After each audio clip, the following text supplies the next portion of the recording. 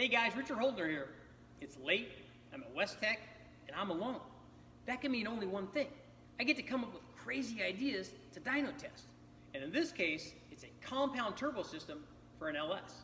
Now, if you followed any of my stuff before, you'll know I already tried this once and failed. But not because compound turbo systems don't work. They actually do, they work really well. Just ask any of the diesel guys. In fact, I've already tried a compound turbo system before on a 1-liter Chevy Sprint turbo motor. Now before you laugh, you should know that thing worked really well. Not only did that 1987 Chevy Sprint turbo get more than 50 miles a gallon, I actually set 2 land speed records with it. That's right. At one time, I used to commute with that thing from Vegas out to here at Wastegate, which is in Mira Loma, California. And on one of the trips, I actually took out the passenger seat, took my 2-liter B-Series Honda engine and set it on the floorboard and used the seatbelt to strap that turbo motor in. I was cruising down the road, had my arm up on the twin cam valve cover. You see how I would drive by people, they're looking over like they see this big old turbo, see this twin cam deal, I got my arm on it. I was styling. And I brought that motor out here, we tested it, and we actually set some records with it. But anyway, now I've run that compound system and it worked pretty well. But on the LS motor, I didn't succeed. But I think I know why. But again, I want the compound guys and the turbo guys to let me know if what I'm gonna try is actually gonna work, or maybe if it's something else. Now, don't get into like real specifics about this turbo needs to be this size and this turbo needs to be this size. I'm not trying to optimize this, because should you compound turbo system in LS anyway? Probably not, because there's no possible combination that you could want on your LS turbo motor that they don't have a turbo for. There's lots of big and small single turbos, lots of big and small twin turbos. So there's any size turbo that you want to fit any power level you want. So if you just put turbos on it, whether it's a single or twin, it's gonna work really well. So why did I compound this thing? Because I had 2 turbos laying around, and compound turbo systems is awesome, duh. I mean, that's why I did it. I had these 2 guys laying around. It wasn't because I put a bunch of science into it. We had these, they were laying around, they weren't being used right now. So I thought, hey look, if I put this one here and this one here, it works out perfect. So everything should work, right? Only problem is, it didn't. And here's why. I think it's because we didn't route the exhaust back into the secondary turbo. I'll show you what I mean. For guys that don't know how a compound turbo system works, I gotta show you that first before we get into the explanation. Now, all the exhaust from the motor goes to the Y pipe.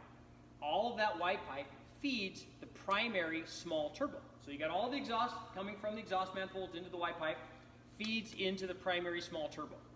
The exhaust out of that small primary turbo goes into the secondary turbo and then goes out to atmosphere. So again, Y pipe, primary turbo, exhaust out into secondary turbo, and then out to atmosphere. The exhaust system of a compound system is actually very easy to understand. The inlet side is where people get confused. So the air going into a compound system goes into the big turbo, like right in here, spin that, air goes in here. It gets compressed, comes out of the big turbo, wraps around into the small turbo, that's right, from the big turbo into the small turbo, out of the small turbo and into the motor. Now on our system, it's gonna come out of the small turbo through an intercooler and into the motor. And I might even get clever and put an intercooler between the big turbo and the small turbo for a little extra cooling. It might not be necessary because we're probably going to run on E85, and I'm not going to run a lot of boost. Like I said, I'm not trying to science this thing out. I'm not trying to make 1,000,000 pounds of boost. All I want is this turbo to work and this turbo to work and them to work together and me to get boost in the motor. That's all it takes. That's all I'm trying to do. So here's how I'm going to cure the problem that we had last time. So here are our wastegates. So as you can see, I've got a pipe on the wastegate. Now last time, the reason it didn't work is because when we were trying to make boost, we were putting all the exhaust to here. We were only running maybe 7 pounds. But the problem is when you're only running 7 pounds from that turbo, not very much exhaust is going to that turbo. It's all going out the wastegate. And last time, it was going out to atmosphere. So all of that heat energy was just being wasted. So now what we're going to do is we're going to route the exhaust out of the wastegate. I'm going to take this to the muffler shop tomorrow. We're going to swedge that up to a bigger size tubing so we get more flow. We're going to run that across. We're going to run another pipe from the second wastegate, because we've got 2 wastegates on this Y pipe, from the other one into the bottom of this tube. Then this tube is going to bend and wrap around and merge in with the exhaust going into this secondary turbo, into the big one. So again, exhaust out of the wastegates, back into the secondary turbo, merged together so that we get all of that exhaust energy going to the second turbo. So what will happen is, even if we're only trying to run 7 pounds, let's say, from the primary turbo, and all of that exhaust energy is now going around that primary turbo, but it's still going to the secondary turbo. So we'll spool this one up, all that exhaust energy will help spool this one up, and hopefully good things will happen. I'm going to take this to the muffler shop tomorrow. We'll come back, I'll do another video, show you when it's completed. Right now I've got a 4.8 on the dyno. We're going to run a bunch of cams, a bunch of turbos. I'll probably do some videos on that too. After we run that, we'll put this completed compound system on and see if it works. Okay guys, I forgot to mention, make sure to like, share, subscribe, ring the bell, do all that stuff so I can keep these turbos going.